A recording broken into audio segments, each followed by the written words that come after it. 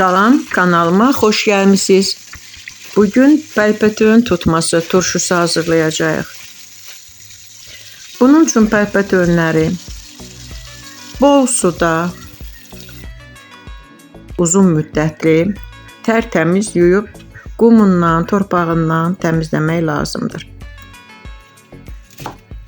Təmizlənmiş suyu çəkilmiş pərpətönləri orta ölçüdə doğrayırıq. Bunu bütöv də turşusunu qoymaq olar, amma belə doğrayanda istifadə zamanı səliqəli olur. Doğrayıb bir tasa yığırıq.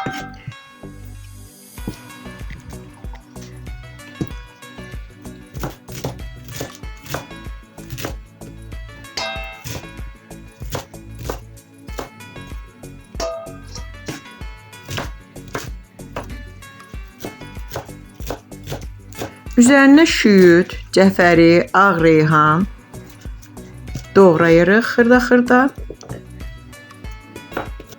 Sarımsağı uzun-uzun doğrayırıq ki, dadı daha yaxşı çıxsın. Acı bibər doğranılır və balqar bibəri doğranılır. Sarımsaq, acı bibər, sivri bibər, balqar bibəri. Bunları balkanın dibinə deməli əlavə eləyəcəyik. Göyərti ilə pərpətön yaxşı-yaxşı qarışdırılır ki, hamısı bir-birinə bərabər paylansın, qarışsın.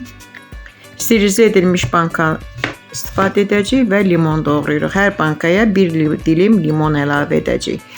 Sterilizə olunmuş bankalara dəfnə yarpağı, istiot, dənəcikləri, doğradığımız qarışım, pərpətön, göyərti qarışımı, bibərlər, sarımsaqlar